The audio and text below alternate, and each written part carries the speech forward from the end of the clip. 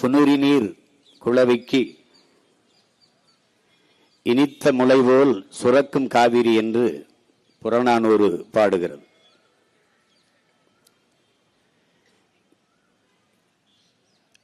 வான் பொய்ப்பினும் தான் பொய்யா மலைதலைய கடல் காவிரி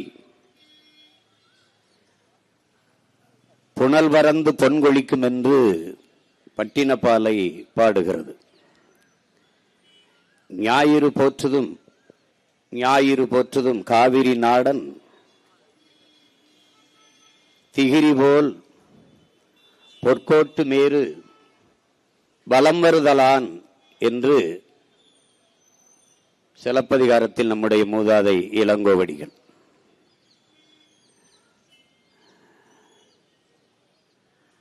காவிரி நாடன் என்று அழைக்கப்படுகிற சோழன் தன்னுடைய நாட்டை எப்படி பாதுகாப்பானோ அப்படி சூரியன் தன் பொன்னிற சிகரங்களால் இமயமலையை சுற்றி வலப்பக்கமாக சுற்றி வந்து ஒளியை உலகிற்கு பீச்சி பாதுகாக்கிறான் என்று பாடுகிறார். மருங்கு வண்டு சிறந்து ஆர்ப்ப மணிப்பு ஆடை அதுபோர்த்து கருங்கையில் கல்விழித்து ஒழுகி நடந்தாய் வாழி காவேரி என்று அதே நமது மூதாதை இளங்கோடிகள் காவிரியை வரவேற்கிறார். காவிரி தென்பண்ணை வாளாறு தமிழ் கண்டதொரு வைகை பொருணை நதி என மேவிய பல ஆறு ஓட திருமேனி செழித்த தமிழ்நாடு என்று நம்முடைய பாட்டன் பெரும்பாவளன் பாரதி பாடுகிறார். இப்படி தமிழ் இலக்கியங்களில் எல்லாம் பாடப்பட்ட காவிரி என்பது நம்மை பொறுத்தவரை அது நதி அல்ல, அது ஆறல்ல, நம் தாய் என்பதை என் அன்பு தம்பிதங்கைகள் புரிந்து கொள்ள வேண்டும். அதில் வதிவது நீரல்ல, தமிழ் பேரினத்தின் குருதி ரத்தம் என்பதை அறிவு சமூகம் அறிந்து கொள்ள வேண்டும். நினைக்கலாம் இங்கே அமர்ந்திருப்பவர்கள் பேசி என்ன ஆகப் போகிறது என்று. இவர்களால் தான் இது ஆகவே போகிறது. அது இன்னைக்கு இல்ல நாளைக்கு. இங்கே நம்முடைய ஐயா பாபுஜி அவர்கள் பேசுவது குறிப்பிட்ட இந்த பிரச்சனையை பெரியவர்கள் எல்லாம் பேசினார்கள். என்னுடைய அண்ணன் பெருந்தலைவர் மக்கள் கட்சியினுடைய தலைவர் அண்ணன் தனபாலன் அவர்கள், புரட்சி தமிழர் பேரவை பறையர் பேரவையினுடைய தலைவர் என் அண்ணன் ஏர்போர்ட் மூர்த்தி அவர்கள் எல்லாம் குறிப்பிட்டார். இந்த சிக்கல் இன்று நேற்றல்ல, 18ஆம் நூற்றாண்டிலிருந்து இது நடக்குது. 1800 இந்த பிரச்சனை இருக்குது. 1924 சென்னை மாகாணமும் மைசூர் அரசும் சேர்ந்து ஒரு ஒப்பந்தத்தை போடுகிறார்கள் 50 ஆண்டுகளுக்கு. சின்னதா சுருக்கமா என்ன நடந்தது நீங்க தெரிஞ்சுக்கணும், அதுக்கப்புறம் பிரச்சனையை பேசலாம். அதுல வந்து 75 விழுக்காடு நீரை ஒதுக்கி கொடுப்பது என்று முடிவெடுக்கிறார்கள். அப்ப 566 டிஎம்சி அதை கண்ணாடி தமிழகத்திற்கு கொடுக்கணும், தமிழகம் புதுச்சேரிக்கு.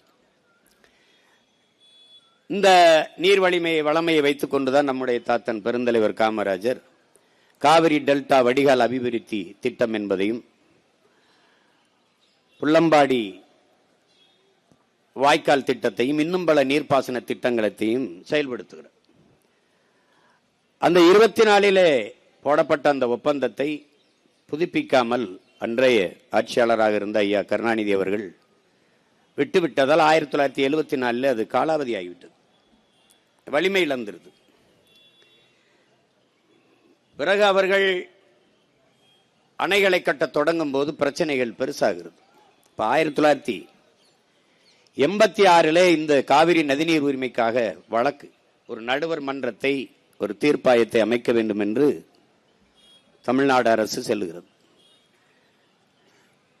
அப்ப 86 சென்றதற்கு அவர்கள் ஒரு தீர்ப்பாயத்தை தொடங்குகிறார்கள். ஆனால் தீர்வு எப்பொழுது? 1991 தமிழ்நாட்டிற்கு புதுச்சேரிக்கு 205 டிஎம்சி தரணும் அப்படின்னு அவர் சொல்றார். தீர்ப்பாயம் சொல்லுது, நீதிமன்றம் சொல்லுது. கர்நாடக அரசு தந்ததா, நமக்கு வந்ததா, இதுதான் கேள்வி.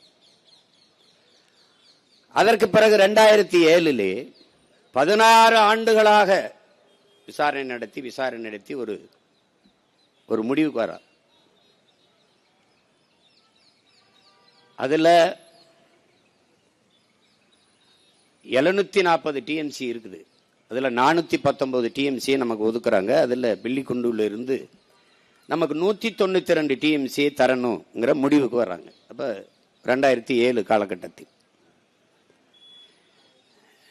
பிறகு 2018 பிப்ரவரி உச்சநீதிமன்றம் ஒரு இறுதியா ஒரு தீர்ப்பை சொல்லுது. பெங்களூர்ல இருக்கிற குடிநீர் தட்டுப்பாட்டை காரணம் காட்டி அந்த 192 குறைச்சு 177.25 டிஎம்சி என்று வரையறைக்கு வருகிறார். இதுவரை இந்த 177.25 டிஎம்சி நமக்கு திறந்து விடப்பட்டதும் இல்லை, வந்ததும் இல்லை. 1, 2, 4 டிஎம்சி இப்படித்தான் அது கொடுப்பாரு. இங்கே போராடுகிற நாங்கள் பொழுதுபோக்கிற்காக, அரசியல் செல்வாக்கை உயர்த்திக் கொள்வதற்காக, மக்களின் வாக்குக்காக இதை செய்யல. என் மக்களின் வாழ்க்கைக்காக செய்கிறோம் என்பதை அறிவு சமூகம் புரிந்து கொள்ளும். ஏன்னா நாங்க போராடாத போராட்டம் இல்லை, அங்க பெறாத வழக்கும் இல்லை, பார்க்காத சிறையும் இல்லை. ஆனா எங்களை கோயிலுக்கு நேர்ந்து விட்ட மாடு மாதிரி எங்களை ரோட்ல போட்டு வந்தே போனவங்களெல்லாம் நீங்க கோட்டைக்கு அனுப்பிட்டு மறுபடியும் எங்களை ரோட்ல தான் விட்டுருக்கீங்க. இப்ப நாங்க பேசுறது அங்க இருக்கிறவனுக்கு அது புரியுமானான்னு கூட எங்களுக்கு தெரியல. அதுதான் அது ஏதோ எங்களுக்கு சொல்வார்ல, வாங்கி வந்த வாரம் அப்படி இருக்கு, ஒன்றும் சரி கிடையாது. இதுல இங்க அவ்வப்போது அவர்கள் நமக்கு நதிநீரை திறந்து விடுவதெல்லாம் அவர்கள் உச்சநீதிமன்ற தீர்ப்பை எல்லாம் மதிப்பதாக இல்லை கர்நாடக அரசு. அதை தெரிஞ்சுக்கணும். கேரளாவும் மதிக்கிறது இல்லை. நமக்கு அவர்கள் திறந்து விடுவது அதிகமாக மழைப்பொழிவு நடந்து அங்கே அணையின் கொள்ளளவு உயர்ந்தால் அணை உடைந்து விடுமோ என்ற அச்சத்தில் திறந்து விடுவார்கள். அப்படி திறந்து விடுகிற நீர் உபரி நீர் தானே ஒழிய தமிழ்நாட்டுக்கு கிடைக்க வேண்டிய உரிய நீர், உரிமை நீர் இல்லை. அதை நீங்க நல்லா விளங்கணும். ஒவ்வொரு முறையும் உரிய நீரை, உரிமை நீரை தந்திருந்தால் நமக்கு எந்த பாதிப்பும் இல்லை. அவங்க சொன்னது மாதிரி இப்பனா நமக்கு முறையா குறுவை சாகுபடி நடந்திருக்கும், முறையா நமக்கு பருவத்துக்கு தண்ணி தரப்பட்டிருந்தால் நமக்கு பாதிப்பு ஏற்பட்டிருக்காது. ஆனால் அவர்கள் இப்ப நிகழ்ந்தது என்ன? இங்க என்ன பேசப்படுது? தமிழ்நாட்டின் முதலமைச்சர் மாண்புமிகு விஜய் அவர்கள் கர்நாடக முதல்வர் சிவகுமாரை சென்று 3ஆம் தேதி சந்திக்கிறதா இருக்குது. அப்ப அவர் ஒரே வார்த்தையில நீங்க வர வேண்டாம், இங்க பிரச்சனை கலவரம் என்றால் அதுக்கு நான் பொறுப்பேற்க முடியாதுன்றாரு. இவர் போகல, அவ்வளவுதான். அது அந்த நேரத்தில் கேரளாவில் பெருமழை, அங்கே வயநாடு வழியே, அங்கதான் கபினி அணைக்கு தண்ணி வருது, அங்க வயநாடு வழியே பெரும் வெள்ளம், அங்க வந்து கபினி நிறையும் போது அதன் வழியாக அது திறக்கப்பட்டு காவிரி நிறையுது. கர்நாடகாவில் மழை, அங்க பெரும் மழையினாலே அணையின் கொள்ளளவு கூடும் போது அவனால் அணை அதுக்கு மேல சேமிக்க முடியாதுங்கிறதுனால திறந்து விடுறான். அது யதார்த்தமாக இயல்பாக நடந்துற ஒரு நிகழ்வா இருக்குது. அப்ப தமிழர்களுக்கு தண்ணீர் கொடுக்க வேண்டும், அந்த உரிய நீரை, உரிமை நீரை கொடுக்க வேண்டும் என்பதற்காக கொடுக்கல, உபரி நீரை தருகிறார்கள் போனா போகுது என்று. ஆனால் இங்கே இருக்கிற பெருமக்கள், முதல்வர் அவர்கள் கடவுளின் குழந்தை, அதனாலே அங்கே மழை பெய்யுது, இங்கே தண்ணி திறக்க விடப்பட்டதுன்னு. கடவுளின் குழந்தை இருக்கிற ஊர்ல பெய்யாம இது கர்நாடகாவில் பெய்யுது, கேரளாவில் பெய்யுது. இப்படியெல்லாம் பேசுறதுனால தாண்டா உங்களை தற்குறின்னு நாங்க பேசிட்டு இருக்கோம். ஏதோ நாங்க ஏதோ தற்குறின்னு சும்மா போற போக்குள்ள சொல்லல, ஆய்ந்து உணர்ந்து அறிந்து தெளிந்து பெயர் வைக்கிறோம். ஒரு மீன்வளத்துறை அமைச்சர் ஸ்ரீநாத் அவர்களிடத்துல தூத்துக்குடியில துறைமுகத்து விரிவாக்கத்தை பத்தி பேசுறாங்களே, விரிவாக்கம் செய்ய போறீங்களா, உங்க கருத்து என்னன்னு. நான் திருச்செந்தூர் இருக்கேன், அந்த கேள்வியை தூத்துக்குடியில வந்து கேளுங்கிறப்பல. தூத்துக்குடியில, திருச்செந்தூரே தூத்துக்குடி மாவட்டத்தான் இருக்குது, நீ தமிழ்நாட்டுக்கே மீன்வளத்துறை அமைச்சரா இல்ல தூத்துக்குடிக்கு மட்டும் மீன்வளத்துறை அமைச்சரா? இப்படி பேசுவதாலே தான் நீங்கள் தற்குறி. புரியுதா?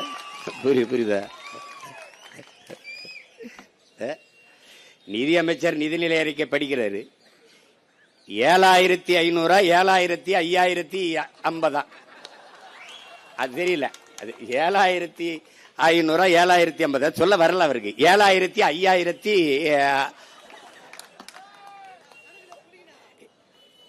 அப்புறம் அது 8900 அது வரல. 8000 9000 ஐயோ என்னவோ ஒன்னு ரெண்டு ஒழுங்கா படிக்காதவன் எல்லாம் நிதியமைச்சரா போட்டு நாங்க என்ன நினைச்சுக்கிட்டோம், இங்க பாரு உங்க உலகத்துலடா கணித மேதை ராமானுஜம் பிறந்த நாட்டுல அவன் கூட்டத்துக்கு இல்ல ஒன்னு ரெண்டு ஒழுங்கா தெரியாதவன்லாம் நிதியமைச்சர் ஆயிட்டோம்ல. என்னன்ப என எழுத்தன்பை இவ்விரண்டும் கண்ணன்ப வாழும் உயிருக்குங்கிறான் வள்ளுவ பெருமகனார். ஏன் எழுத்து வருவதற்கு முன்பே என்னை கண்டுபிடித்தவன் என் இன மக்கள் என்பதை புரிஞ்சுக்கணும். முதல் நிலம் தாண்டி இரண்டாவது நிலத்தில் முல்லை நிலத்தில் ஆடு மாடுகளை வளர்க்க தொடங்குகிற போதே அதை எண்ணுவதற்கு ஒன்று ரெண்டை கண்டுபிடித்த இனத்தின் கூட்டம் நாங்கள். அதனாலதான் என்னன்பை என எழுத்தன்பை இவ்விரண்டும் பாடுறாரு. அப்படி வந்த கூட்டத்துல ஒன்னும் தெரியல. உலகம் எங்களை பாக்குது. இனிமே எந்த பெருமையும் நீ பேச முடியாது. நான் யாரு தெரியுமா? நான் சேர சோழ பாண்டியன் பரம்பரை. நான் யாரு தெரியுமா? புலித்தேவன் வாரிசு. நான் தீரன் சின்னமலை பேரன். டே போடாங்கிட்டு போடாங்க போட கேவலப்படுத்திடுவான். கம்பன் இளங்கோ போப்பா அப்படின்றான். ஒரு பெருமையும் உனக்கு கிடையாது. இப்ப இந்த சூழலில் இங்கே பேசியவர்களாம் குறிப்பிட்டார்கள், நாங்கள் தேர்தலில் வெல்லாதிருக்கலாம், தேர்தலில் தான் வெற்றி பெறவில்லை, கொண்ட கொள்கையில் நிலைப்பாட்டில் உறுதியாக நிற்கக்கூடிய கூட்டம். இந்த மண்ணுக்கும் மக்களுக்கும் ஒன்றென்றால் உயிரை விட மேலானது என் மக்களின் உரிமை என்பதில் முன்னாடி நிற்கக்கூடிய பிள்ளைகள் நாங்கள். ஏனென்றால் அப்படிப்பட்ட பரம்பரையில் வந்த மக்கள் நாங்கள். அடிமை வாழ்வினும் உரிமை சாவு மேலானது, சரணடைந்து வாழ்வதை விட சண்டையிட்டு சாவது மேலானது, மண்டியிட்டு வாழ்வதை விட மானத்தோடு மாண்டு போவது மேலானது. உயிரை இழக்கலாம், உரிமையை இழக்கலாமா? உயிர் உன்னதமானதுதான் நான் அறிவேன். ஆனால் அந்த உயிரினும் மேலானது எமது உரிமை, எமது இனத்தின் விடுதலை என்ற முழக்கத்தை முன்வைத்தவன் எங்கள் உயிர் தலைவன் மேதகுவே பிரபாகரன் அவர்கள். உயிரை இழப்பது தனிப்பட்ட உனக்கான எனக்கான இழப்பு, ஆனால் உரிமையை இழப்பது ஒட்டுமொத்த தமிழ் தேசிய இனத்திற்கான இழப்பு என்பதை என்னிலும் இளைய என் தம்பி தங்கைகள் நினைவில் கொள்ள வேண்டும். அதை விட்டுவிடக்கூடாது என்பதற்காகத்தான் இந்த போராட்டம். ஒரு காலத்தில் இந்த சிக்கல் வரும்போது நம் முன்னவர்கள் வேடிக்கை பார்த்துக் கொண்டு நின்றார்கள் என்று வருங்கால தலைமுறை காரி துப்பக்கூடாது என்பதற்காகத்தான் இந்த போராட்டம். இல்லை, அதிகாரத்தில் இருந்தவர்கள் தான் அமைதியாக கடந்து போனார்கள். அதிகாரமற்ற நம்ம இன மக்கள் நம் உடன் பிறந்தார்கள், நமது முன்னவர்கள் போராடி அந்த உரிமைக்காக போராடி நின்றார்கள் என்ற வரலாற்று பதிவு வர வேண்டும் என்பதற்காகத்தான் இந்த ஆர்ப்பாட்டம். இங்கே என்னுடைய தம்பி தங்கிகள் தெரிஞ்சுக்கணும், காவிரி நதிநீர் சிக்கல் இவர்கள் இருக்கிற வரை இந்த ஆட்சியாளர்கள் தீர்க்கப்படாது. திராவிட கட்சிகள் தீர்க்கல. இந்த சிக்கல் எப்படி வருது? ஐயா கலைஞர் அவர் கருணாநிதி அவர்கள் முதலமைச்சராக இருக்கும்போது உச்சநீதிமன்றத்தில் ஒரு வழக்கு தொடுக்கிறார்கள், அதிகப்படியாக நீர் தர வேண்டும் என்று. அப்ப காங்கிரஸ் கர்நாடகாவில் ஆளுகிற உயரத்தில் இருக்கு, இங்கே துணை இணை கட்சியா இருக்கு. அப்ப கர்நாடக மாநிலத்தில் இருக்கிற ஆளுகிற உயரத்தை இழந்து விடக்கூடாது என்பதற்காக அந்த வழக்கை திரும்ப பெறுங்கள் என்று இந்திரா காந்தி அம்மையார் நெருக்கடி கொடுத்து அந்த வழக்கை திரும்ப பெற வைக்கிறார்கள். அதிலிருந்து நமக்கு பிரச்சனையே ஆரம்பிக்குது. முதலாக காவிரி நதி நீரிலே துரோகம் செய்த கட்சி நமக்கு காங்கிரஸ். அது இன்று வரை தொடர்கிறது. ஏன் இதை உங்களுக்கு சொல்றேன்? மான தமிழச்சி மார்ல பால் குடிச்ச ஒவ்வொரு மகனுக்கும் இந்த நினைவில் இருக்கணும், இது நினைவில் இருக்கணும். இவன் எவ்வளவு தூரம் நம்ம இனத்தின் வரலாற்று பகைவன் என்பதை நீங்க கவனத்தில் வச்சுக்கணும். காவிரி நதிநீர் பறிச்சதவன், இன்று தர மறுப்பவனும் அவன் தான். இதுல பாரதிய ஜனதா காங்கிரஸ் வெவ்வேறு அல்ல, கட்சியின் பேரு வேற வேற, கொடி வேற வேற, கொள்கை ஒன்றுதான். கொள்கை ஒன்றுதான். இந்திய இறையாண்மை, தேசிய ஒருமைப்பாடு எல்லாம் பேசுவான். கர்நாடகா என்று வந்தால் பாரதிய ஜனதா கர்நாடக கட்சி, காங்கிரஸ் கர்நாடக கட்சி, இந்திய கட்சி கிடையாது. வேண்டுமானால் தமிழ்நாட்டின் முதலமைச்சர் மாண்புமிகு விஜய் அவர்களை போய் காங்கிரஸ் கட்சியின் தலைவர் ஐயா மல்லிகார்ஜுன கார்கே அவரிடம் பேச சொல்லுங்கள். காவிரி நதிநீர் உரிமை, மேகதாட்டு அணை சிக்கல் பேசினால் அப்போது தெரியும் அவர் இந்தியராக பேசுகிறாரா அல்லது திராவிடராக பேசுகிறாரா அல்லது கன்னடராக பேசுகிறாரா தெரிந்துவிடும். பேசி பாருங்கள். அந்தந்த நிலம் என்று வந்தால் அவன் அந்த மண்ணுக்கு மக்களுக்கும் நிற்பான். கேரளாவில் காங்கிரஸ் அப்படித்தான், கேரளாவில் கம்யூனிஸ்டும் அப்படித்தான். இப்போது கேரளாவை காங்கிரஸ் ஆளுகிறது. நாளை முல்லை பெரியார் என்று வந்தால் அவன் கேரள கட்சியாக மாறிவிடுவான். அப்ப எங்க இந்தியா இருக்குது, எங்க இறையாண்மை இருக்குது, எங்க தேச ஒருமைப்பாடு இருக்குது? இல்லை. உன்னை என்ன எப்படி பாக்குறான்? தண்ணியை திறக்கிறான், கழிவு நீரை திறக்கிறான், ஆலை கழிவை தேக்கி வச்சு மொத்தமா திறக்கிறான். அப்ப நம்முடைய நதியை, நம்முடைய நிலத்தை என்ன செய்யறான்? காவாய், கழிவு நீர் ஓடுகிற கால்வாயா கருதுறான்.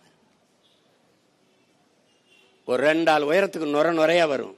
ஆலைகளில் அந்த கழிவை தேக்கி வச்சு, சாய கழிவை தேக்கி வச்சு சரியாக தண்ணியை திறக்கிறவோ திறந்து விட்டுருவான். எப்படியோ நாசமா போகட்டும் தமிழ்நாடு. அப்போ அவனுடைய கழிவு நீர் வடிகிற கால்வாய் நீ.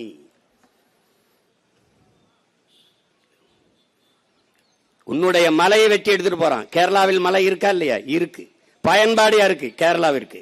அந்த மண்ணின் மக்களுக்கு சாலை போடுதல், கட்டடம் கட்டுதல், துறைமுகம் கட்டுதல், எல்லாவற்றுக்கும் பயன்பாடு அவனுக்கு. மணல் கல் யாருடையது? என்னுடையது. கன்னியாகுமரியிலிருந்து, தென்காசியிலிருந்து, திருநெல்வேலியிலிருந்து என் மலையை, என் தாயின் மாறை அறுத்து கற்களாகவும் மணலாகவும் கொண்டு போகுது கேரளா. அதே லாரியில் திருப்பி கோழிக்கழிவு, மருத்துவ கழிவு, பூரா கழிவுகளையும் என் நிலத்தில் கொட்டுறான். குப்பை மேடாக கருதுகிறான். என் வளத்தை எடுத்துக்கொண்டு போய் என் நிலத்தில் குப்பை மேடாக்குறான். இவன் சாக்கடை, இவன் குப்பை மேடு. ஒருத்தனுக்கு கோபம் வந்திருக்கா? கேரள முதல்வர் கடிதம் எழுதுகிறார், என் உடன் பிறந்தானே, இங்கே கட்டுமான பணிகள் பாதிக்கப்படுகிறது, மணல் தேவை, கற்கள் தேவை அதிகப்படுகிறது, அதனால் தடையின்றி தமிழ்நாட்டிலிருந்து அதை அனுப்புவதற்கு ஏற்பாடு செய்யுங்கள் என்று. யாருக்கு? இவருக்கு தான். உங்கள் நாட்டில், உங்கள் மாநிலத்தில் மலைகள் இருக்கிறதா இல்லையா? இருக்கிறது. ஏன் வெட்டவில்லை? ஏன் ஏன் ஏன் வெட்டல?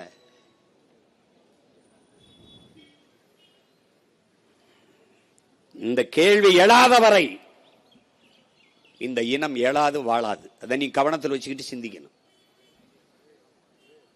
நீ இன்னைக்கு மேகதாற்றில் அணையை கட்டியே தீரேன் என்று சொல்கிற சிவகுமார் யாரு? காங்கிரஸ் கட்சி. அப்ப துணை முதல்வர், இப்ப முதல்வர்.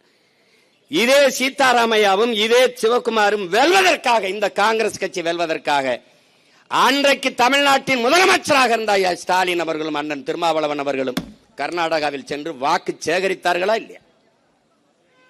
சொல்லு, ஆமாவா இல்லையா? சொல்லு. சேகரித்தார்கள். நீங்கள் திராவிட முன்னேற்ற கழக கட்சியின் தலைவராக இருந்தால் சிக்கல் இல்லை. தமிழ்நாட்டின் முதல்வராக இருந்து நீங்க எப்படி போய் அவர்கள் வெற்றிக்கு வாக்கு சேகரித்தீர்கள்? ஒரு சொட்டு தண்ணி தர முடியாது என்கிறார்களே, அதற்காகவா? மேகதாதில் அணை கட்டியதும் என்று 9,000 கோடி பிஜேபி ஆட்சியிலும் ஒதுக்கினான், இவன் ஆட்சியிலே ஒதுக்குறான். அப்ப ரெண்டுக்கு என்ன வேறுபாடு இருக்கு? காங்கிரஸ் வந்தாலும் தமிழர்களுக்கு தண்ணி இல்லை, பாரதிய ஜனதா வந்தாலும் தமிழர்களுக்கு தண்ணி இல்லை. கச்சத்தீவா கொடுத்ததுதான், திருப்பி எடுக்க என்ற பேச்சுக்கு இடமில்லை. யார்? காங்கிரஸ். பிஜேபி கொடுத்ததுதான், திருப்பி எடுக்க வேண்டும் என்ற பேச்சுக்கு இடமில்லை. பிஜேபி கொள்கை ஒண்ணுதான், கட்சி பேரு வேற, கொடி வேற. இது நல்லா விளங்கணும். நீ இது புதுசா ஒண்ணு இல்ல. நீட்டை கொண்டு வந்த யாரு? காங்கிரஸ். சிஎஸ்டி கொண்டு வந்தவன் யாரு? காங்கிரஸ். என்ஐஏ என்ஆர்சியை கொண்டு வந்தது யாரு? காங்கிரஸ். இது எல்லா நச்சு திட்டத்தையும் கொண்டு வந்தது யார்? காங்கிரஸ். இப்ப பெத்து பேர் வச்சா அவர் ஊட்டமா போன் விட்டா ஹார்லிக்ஸ் கொடுத்து வளர்க்கறப்பல, இவ்வளவுதான். என்ன மாறுபாடு கண்டுட்ட? இதே நீட்டு தேர்வை எதிர்த்து ஐயா ராகுல் காந்தி போராடுறார். கொண்டு வந்த ஆள் யார்? அவர் தான். கூட இருந்த ஆள் யார்? இவர்கள் தான். இந்த நீட்டுக்கு கையெழுத்து போட்ட பெருந்தகை காந்தி செல்வன் நம்ம ஐயா தான். இந்த நாடகத்தில் இருந்து என்னைக்கு நீ இந்த நாடக கொட்டகையில் இருந்து வெளியேறுகிறாயோ அன்னைக்கு தான் இந்த நாடு மக்களும் முன்னேற முடியும்.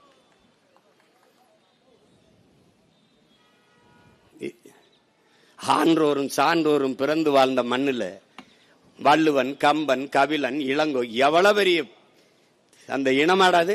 அந்த இனத்திலே பிறந்திருக்க நீ? கேவலம். ஒரு தன்மானமிக்க ஒரு தமிழ் மகன் நீ எவனாவது எனக்கு ஒரு சொட்டு தண்ணி நீ தரமாட்டேன்னா, நீ என் மீனவ மக்கள் செத்தா நீ அதை பத்தி கவலைப்பட மாட்ட. என் இன மக்களை இங்க பாரு. இந்த காங்கிரஸ் உலகத்தில் ஒரு மூத்த தேசிய இனம். நம்ம ஒரு மூத்த தேசிய இனத்தின் மக்கள். 26,000 மக்கள் தொகை கொண்டவன் தனிநாடு அடைஞ்சு விடுதலை பெற்று வாழ்றான். 4 லட்சம் மக்கள் தான் வாழ்ந்திருக்கான். 4 லட்சம் மக்கள் தான் சேர்பியால இருந்து கொசவா விடுதலை ஆடுது. 10 ஆண்டுகால போராட்டம் தான். 13 கோடி தேசிய இனத்தின் மக்கள். நமக்கென்று ஒரு தேசம் இருந்து தனித்து பெருத்து சுதந்திரத்தோடு வாழக்கூடாதா? எங்களுக்கு கனவு இருக்க கூடாதா? எல்லாரும் போராடி பெற்றது விடுதலை. நாங்கள் அந்த விடுதலைக்காக போராடினது எப்படி பிரிவினவாதம், தீவிரவாதம் ஆகுது? அது ஏன் அப்படி ஆகுது? ஏன் ஆகுது? ஒரு தேசிய இனத்தின் தேச விடுதலை கனவை போச்சிக்கு நாசமாக்கின வரலாற்று பகைவன் காங்கிரஸ். 3 கையெழுத்தில் நம்ம இனத்தின் எதிர்கால தலையெழுத்தின் நாசமாக்கியவன் காங்கிரஸ். லால் பகதூரி சிரிமாவை கையெழுத்துல பண்டம் அன்னைக்கு மலையக மக்கள்ல 10 லட்சம் பேரை குடியுரிமை நாடற்றவனா தூக்கி கொண்டாந்து ராவடோரவை இறக்கி விட்டு போனான். அங்க முதல் கையெழுத்து. இந்திரா காந்தி அதே சிரிமாவோ கையெழுத்துல நம்மளுடைய கச்சத்தீவை தாரவார்த்து கொடுத்து நம் மீனவ மக்களின் வாழ் உரிமை மொத்தமா முடிச்சிட்டான். கச்சத்தீவு எனக்குன்னா நீல தூராதிகம், கச்சத்தீவு அவனுக்குன்னா அவனுக்கு தூராதிகம். கதையை முடிச்சிட்டான். கடைசியாக ராஜீவ் ஜெயவர்தனை ஒப்பந்தம். இந்த கையெழுத்து தான் தமிழ் தேசியனத்தின் விடுதலை போராட்டத்தின் வீழ்ச்சியின் முதல் அடி, முதல் படி. கதையை முடிச்சிட்ட. என்ன வச்சிருக்க நீ? என்ன இருக்கு? கல்வி மாநில உரிமை. அதை எடுத்துட்டு போனது யார்? எடுத்துட்டு போனது யார்? காங்கிரஸ். பறி கொடுத்தது யார்? இதே திமுக. இன்று வரை கல்விய மாநில பட்டியலுக்கு கொண்டு வருவோம். என்னை கொண்டு வருவீங்க? என்னை கொண்டு வருவீங்க? இப்ப இருக்கிற முதல்வர் அதை பத்தி பேசுவாரா? இல்ல கொண்டு வருவாரா? கொண்டு வருவாரா சொல்லுங்க. ஒரு சொட்டு மேகதாதில் அணை கட்டியே தீரன் என்று சொல்லுகிற கட்சியை கூட்டணி வைத்து 60 ஆண்டுகளாக இல்லாத அந்த அமைச்சரவையில் 2 அமைச்சருக்கு பங்கு கொடுக்க வேண்டிய அவசியம் என்ன வருது? என்ன வருது அவசியம்? என்ன வருது? நமக்கு இருக்கிற கோபம் ஏன் அவருக்கு இல்ல? ஏன் அந்த கட்சிக்கு இல்ல? என் மண்ணின் மக்களுக்கு, என் உரிமைக்கு, என் அடிப்படை உரிமை, என் மக்களின் வாழ்வுரிமை பறிக்கிறது. 13 மாவட்டங்களில் குடிநீரை காவிரி. பல மாவட்டங்கள். நீ நம்ம தஞ்சாவூருக்கு டெல்டா நினைச்சிருக்க. காவிரி தமிழ் தேசிய தமிழ்நாட்டினுடைய உயிர் நீர், உரிமை நீர். அதை பறிக்கிறான். இப்ப நீ எடுக்க வேண்டிய ஒரே முடிவு என்ன? ஒரு சொட்டு தண்ணீர் தமிழ்நாட்டுக்கு இல்ல. அப்ப உன்னோட கூட்டும் இல்ல, என்னோட ஓட்டு உனக்கு இல்லடா. இந்த முடிவை மான தமிழ் மக்கள் எடுத்தால் அவன் வருவான். தமிழ்நாட்டிற்குள் தமிழனுடைய உரிமைக்கு, உணர்வுக்கு, உயிருக்கு எதிராக எவன் நின்றாலும் ஒரு ஓட்டு வாங்க முடியாதுங்கிற நிலையை, நெருக்கடியை நாம் உருவாக்கினால் நமக்கு முன்னாடி அவன் பேசுவான். இப்ப பேசாது. இப்ப பாரதிய ஜனதா இந்திய ஒன்றியத்தை ஆண்டு கொண்டிருக்குல்ல, அதுக்கு தெரியாம அது இசை தராம மேகதாட்டுல அணை கட்ட முடியுமா? கட்ட முடியுமா? எப்படி அனுமதிக்கிற நீ? எப்படி அனுமதிக்கிற? இப்ப மேகதாட்டுல அணையை கட்டுனா, கட்டக்கூடாதுன்னு பாரதிய ஜனதா அனுமதி தரலைன்னா அடுத்த முறை பாராளுமன்றத்தில் காங்கிரஸ் வென்றும் பாரதிய ஜனதா தோற்றும். அந்த அற்ப தேர்தல் வெற்றிக்காக ஒரு தேசியத்தின் உரிமையை பறிகொடுக்க அவர்கள் தயாராக இருக்கிறார். அப்ப நாம் என்ன செய்யணும்? என் உரிமையை பறிக்கிற உனக்கு என் நிலத்தில் ஒரு ஓட்டு கிடையாதரா என்ற முடிவை மான தமிழ் மக்கள் நாம் எடுக்கணும். இல்ல உன்னை எவனாலும் காப்பாற்ற முடியாது. உனக்கு இருக்கிற ஒரே கருவி, வலிமை மிக்க ஆயுதம், வாக்குதான்.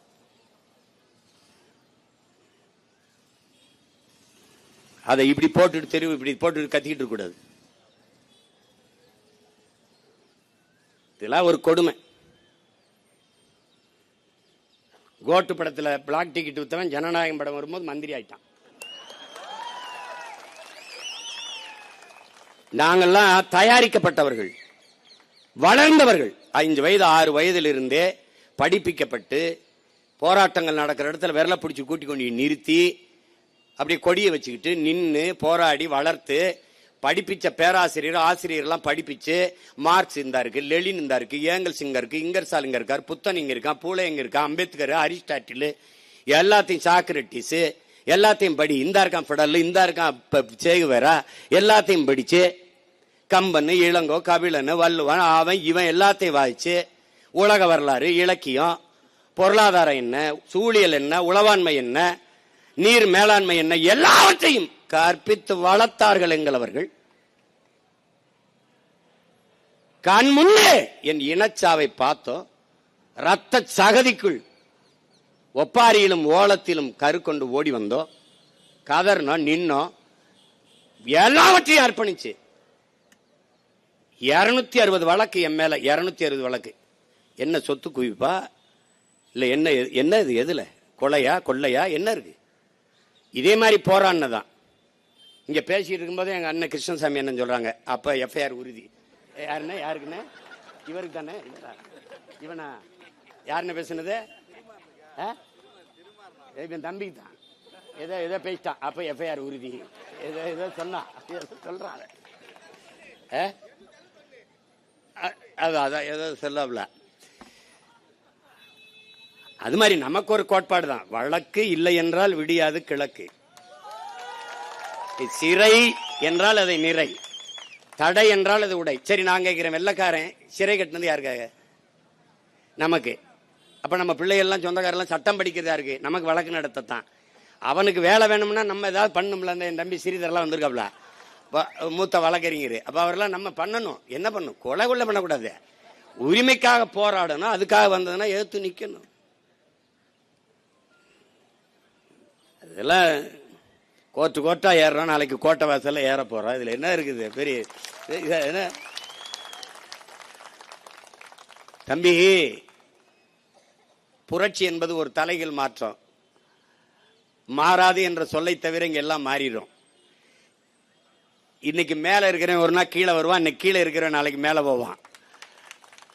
இன்னைக்கு கோட்டையில் இருக்க ஒரு நாள் கொடியை பிடிச்சி இங்க கத்தி இருப்பான், இங்க கத்தி இருக்க ஒருத்தன் கோட்டைக்கு போவான். அதுதான் புரட்சி.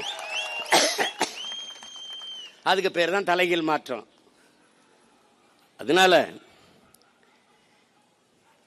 இந்த கட்சிகளினுடைய அரசியல் நிலைப்பாடுகளை நீங்க புரிஞ்சுக்கணும். இப்ப அனைத்து கட்சியை கூட்ட சொல்றாங்க. இப்ப நாங்க எங்க அண்ணன் கிருஷ்ணசாமி எல்லாம் ஐயா எடப்பாடி ஆட்சியில் போய் பல்வேறு பிரச்சனைக்கு நாங்க பேசணும். இதே வேளாண் பிரச்சனைக்கு, இது எல்லாத்துக்குமே உட்கார்ந்து பேசணும். இப்ப அனைத்து கட்சியை கூட்டுறதுல அவருக்கு இருக்கிற பிரச்சனை என்னன்னா, அவர் காங்கிரஸ் கட்சி தான் திறமை இருக்குது, காங்கிரஸ் கட்சி தான் திறமை இருக்குது, அணையை கட்டுவேங்கிறது. அப்ப அவங்கள வச்சுக்கிட்டு இவர் எப்படி கட்சி நடத்துவார்? எப்படி கூட்டம் அனைத்து கட்சி கூட்டத்தை நடத்துவாப்ல? இங்க நீங்க நல்லா கவனிக்கணும்.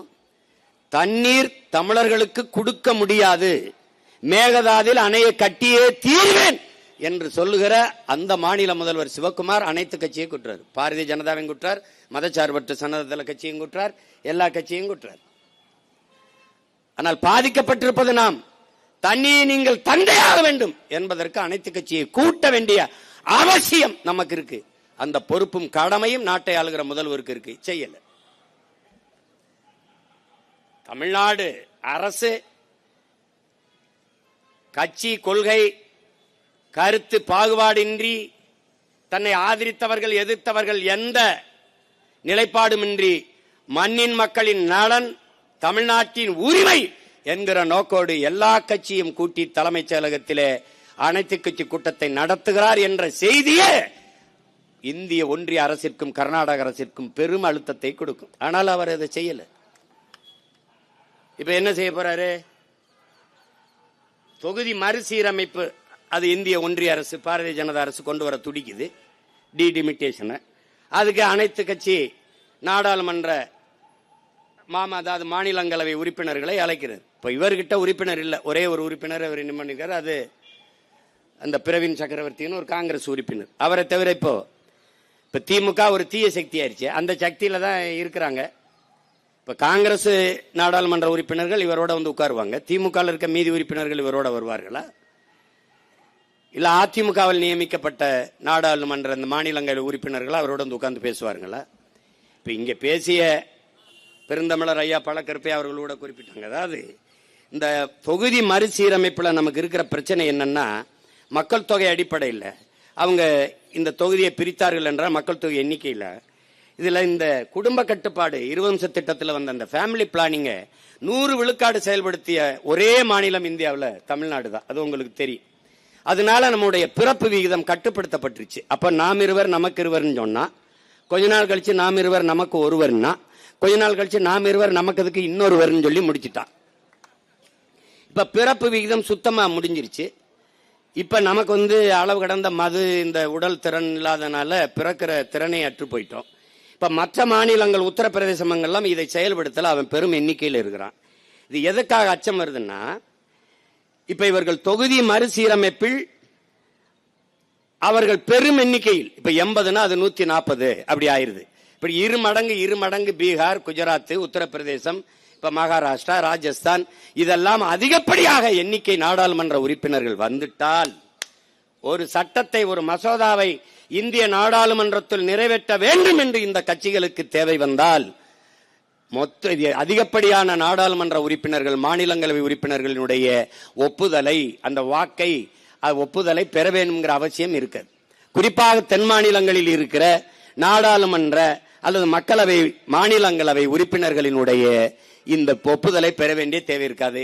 அவனுக்கு இந்தி பேசுகிற மாநிலங்களில் இருக்கிற நாடாளுமன்ற உறுப்பினர்களின் ஒப்புதலே போதுமானதாக இருக்கும். அதனால் எந்த சட்டத்தையும் எதிர்ப்பின்றி நிறைவேற்றிக் கொண்டே போவார்கள். இப்ப ஒரே நாடு ஒரே தேர்தல், இப்ப நீ நல்லா கவனிச்சுக்க, ஒரே நாடு ஒரே தேர்தல், ஒரே வரி ஜிஎஸ்டி, ஒரே பாடக் கொள்கை புதிய கல்விக் கொள்கை, ஒரே குடும்ப அட்டை, நாடங்களும் ஒரே ரேஷன் கார்டு, எல்லாம் ஒன்று. ஆனால் நதி இல்ல. எல்லாம் ஒன்னா இருக்கணும். ஆனா நதி, காவிரி அவனுக்கா இருக்கணும், முல்லை பெரியார் அவனுக்கா இருக்கணும் என்றால் அது எப்படி? இது எப்படியா இருக்கிறது? அப்ப இதுக்கெல்லாம் ஒரு பொதுவாக ஒரு கொள்கை இருக்கணும், ஒரு நிலைப்பாடு இருக்கணும் நினைக்கிற இந்த அரசு. அப்ப நதிநீர் கொள்கையில் ஒரு பொது நிலைப்பாடு, அதுக்கு ஒரு பொது அமைப்பு, அது சொல்வதைத்தான் கேட்டாக வேண்டும் என்கிற ஒரு ஆளுமை அங்க இருந்தால் 177.25 டிஎம்சி தெர இந்த பருவத்தில் என்றால் திறக்குனவன் எனக்கே பத்தல அப்படி என்றால், நான் இருட்டில் இருந்து கொண்டுதான் பிற மாநிலங்களுக்கு நெய்வேலி பழுப்பு நிலக்கரி மின்சாரத்தை பகிர்ந்தளிக்கிறேன். நான் இருட்டில் இருந்து கொண்டுதான் அணு உலையில் இருந்து தயாரிக்கப்படுகிற மின்சாரத்தை எல்லோருக்கும் பகிர்ந்தளிக்கிறேன். எனக்கு எரிகாற்று இல்லாத போதுதான் நான் என்னுடைய காவிரி படுகையில் எடுக்கப்படுகிற மீத்தேன் பயோகேஸை எல்லாருக்கும் பகிர்ந்தளிக்கிறேன். அப்போ உங்கள் வளம் உங்களுக்கே என்றால், உன் நீர்வளம் உனக்கே என்றால், என் நிலத்தின் வளம் எனக்கே என்று நான் நின்றால் இறையாண்மையும் ஒருமைப்பாடும் எங்கே இருக்கும் என்பதை இந்த ஆட்சியாளர்கள் சிந்திக்கணும். இவர்களை விடு எங்களை போன்றவர்கள், இந்த மண்ணை மக்களை பேரன்பு கொண்டு காதலிக்கிற தமிழ் பிள்ளைகள், ஒரு நாள் பிரபாகரன் ரத்த துளியில் வந்த பிள்ளைகள் எழுந்து நின்றால் என்ன ஆகும் யோசிச்சு பாரு. என்ன ஆகும்? நெய்வேலி பழுப்பு நிலக்கரி மின்சாரம் முழுக்க எனக்கு என்ற இறுக்கத்தை நான் கொடுத்தால் என்ன செய்வேன் நீ? என்கிட்ட பேச முதல்ல பேச வேண்டியது அவன்கிட்ட. காவிரியில உரிய பருவத்துக்கு உரிய நீரை அவனை தர சொல்லு, அப்புறம் இதை பத்தி பேசு என்று பேசுவதற்கு ஒரு ஆண் மகன், ஒரு துணிவு மிக்க ஒரு தலைவன் இந்த நிலத்தில் இல்லாதனால இந்த பிரச்சனை. இங்க வேளாண் நிதிநிலை அறிக்கையில் இதெல்லாம் எதையுமே பேசப்படல. அரை மணி நேரம் 3/4 மணி நேரம் முதல்வரை புகழ்ந்து பேசிக்கொண்டே இருக்கிறார். எழுந்து அதெல்லாம் வேணாம், நீங்க நிதிநிலை அறிக்கை படிங்கள் என்று அவர் சொல்லல, உட்கார்ந்தே இருக்கிறார். அவராட்டு பேசிட்டே இருக்க. நீங்கள் உண்மை எனும் விதையை விதைத்து சமத்துவ பயிரை விளைத்து அதை அறுவடை செய்த கோட் சூட் போட்ட விவசாயி, அன்னைக்கு அவர் கோட் சூட்டும் போல அப்படியே இருக்க.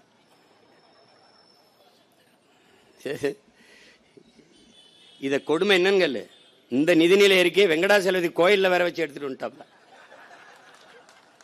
இந்த நிதிநிலை அறிக்கை கொடுத்தது வினோத், வேளாண் துறை அமைச்சர் வினோத்தா வெங்கடாசலபதியான்னு நமக்கு இன்னும் குழப்பமா இருக்கு. இவங்க பண்ற அக்கிரமத்துக்கு அவரை வேலை வம்பு இழுத்து விடுறாங்க. அவர் என்ன நினைப்பாரு, அயோக்கிய பேர இந்த நிதிநிலை அறிக்கை படிக்க வாடா என்கிட்ட வந்து வச்சு. பரிதாபமே. அப்போ இப்ப மேகதாட்டுல என்ன சிக்கல் வருதுன்னா, நமக்கு நீங்க பாருங்க ஒவ்வொன்னா குறைஞ்சு 566, அப்ப 205, 192, இப்ப 177.25 இங்க நிக்கிறோம். ஆனா 177.25 நமக்கு திறக்கப்படவே இல்லை, ஒருபோதும் திறக்கப்படல. 4 டிஎம்சி, அதிகபட்சமா போன 6 டிஎம்சி.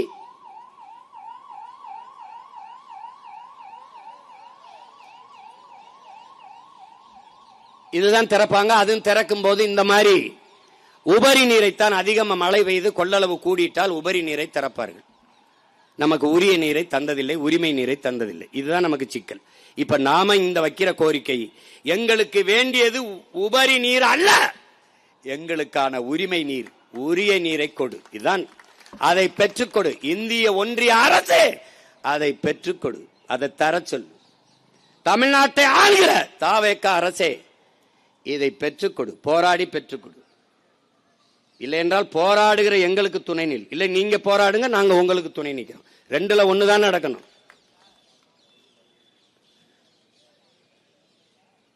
அத மேகதாட்டுல இப்ப நீங்க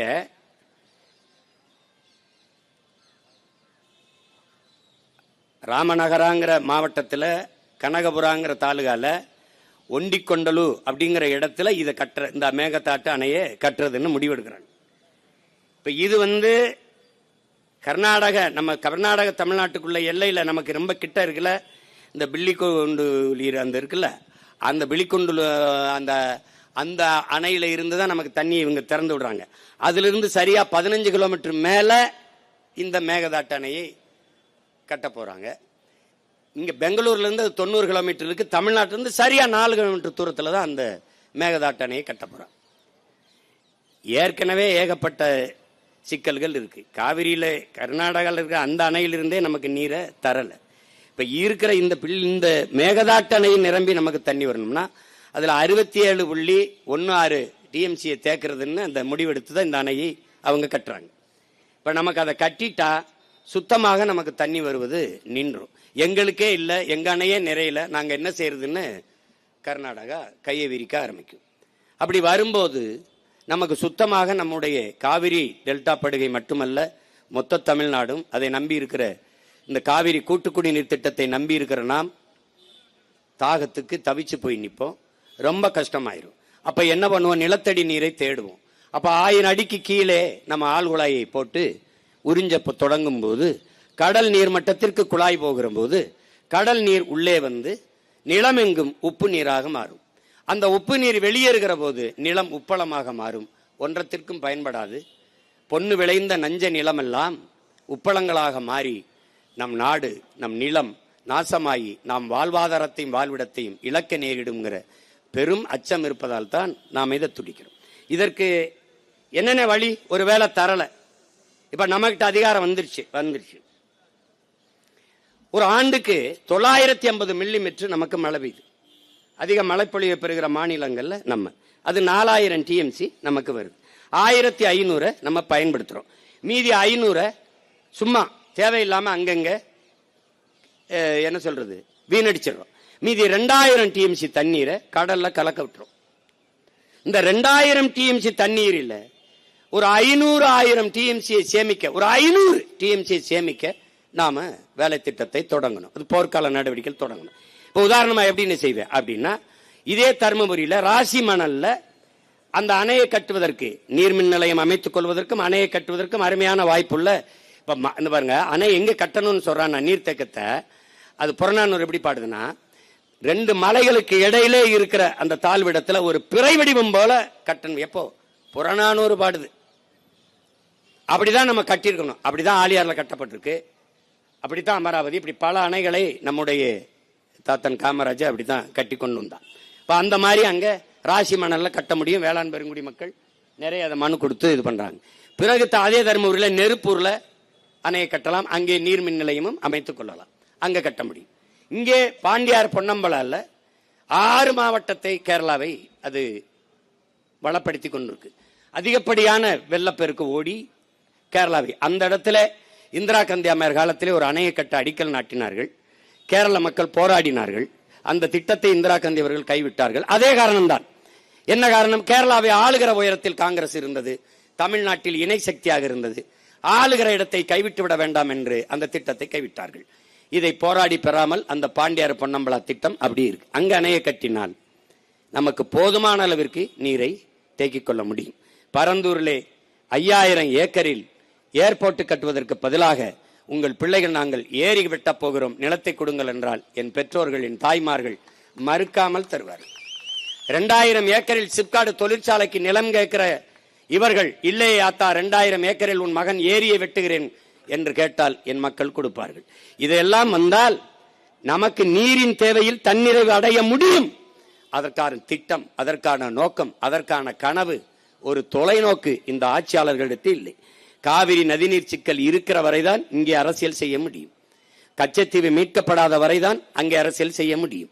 இந்த பிரச்சனைகள் இருந்து கொண்டே இருக்கிற வரைதான் தமிழர் நிலத்திலே அரசியல் செய்ய முடியும். அவனுக்கு அந்த பிரச்சனை இருக்க வரைதான் அங்கே கர்நாடகாவில் அரசியல் செய்ய முடியும்.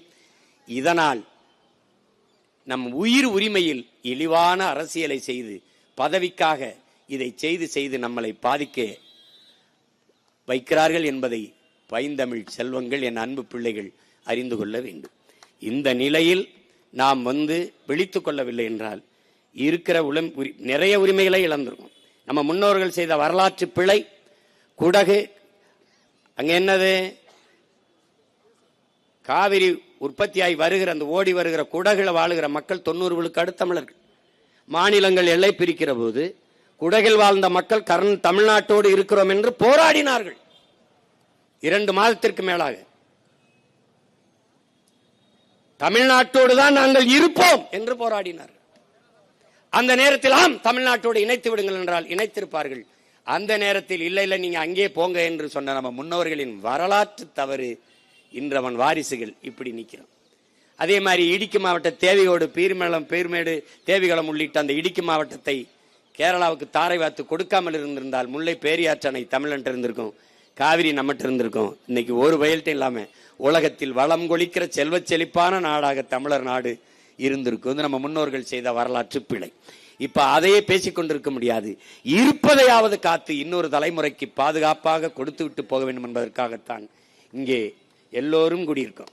என்னுடைய ரத்தம் சொன்னது போல நான் பெரியவன் நீ பெரியவன் அல்ல, தலைவர் சொன்னதுதான் நம் உயிர் தலைவன் மேதகு பிறையவன். நீ பெரியவன் நான் என் பெரியவன் என்பது கைவிடு. நம் எல்லோரினும் பெரிது நம் நாடும் நம் மக்களும் நம் இனமும் அதன் எதிர்கால பாதுகாப்பான நல்வாழ்வும்.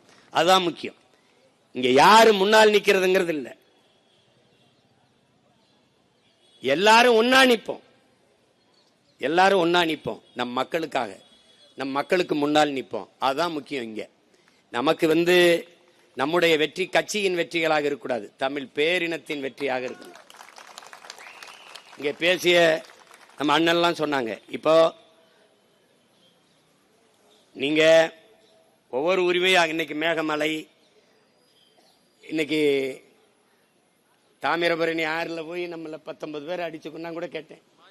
மாஞ்சோலைக்கு அவங்களுக்குலாம் அரசு வேலை கொடுத்திடலான்னு 840 பேரை 850 பேரை இன்னொரு நாட்டு ராணுவம் சுட்டு கொண்டிருக்கா. அவனுக்கு அரசு வேலை கொடுத்துருக்கா? சொல்லு, கொடுத்துருக்கா? அம்மையார் ஜெயலலிதா போய் மகாமங்கலத்தில் விழிக்கும் போது 48 பேர் சத்தா. அவனுக்கு அரசு வேலை கொடுத்தீங்களா? இங்கே இந்திய ராணுவம் விண்வெளியில சாகசம் நடந்துச்சு, கடற்கரையில் 15 பேர் நசுங்கி செத்தான். அவனுக்கு அரசு வேலை கொடுத்தியா? நாட்டின் பாதுகாப்புக்கு போய் ராணுவத்தில் செத்து விழுறான்ல, அவன் குடும்பத்துக்கு அரசு வேலை கொடுக்கல. நீ வாச்சாத்தியில இதே ஐயா செங்கோட்டையன் அமைச்சரா இருக்கும்போது எத்தனை குடும்பங்களை, பழங்குடி மக்களை வன்புணர்வு செய்து கொலை செய்து தூக்கி போட்டீங்க. அவங்களுக்கு ஏதாவது நீங்க அரசு வேலை கொடுத்தீங்களா?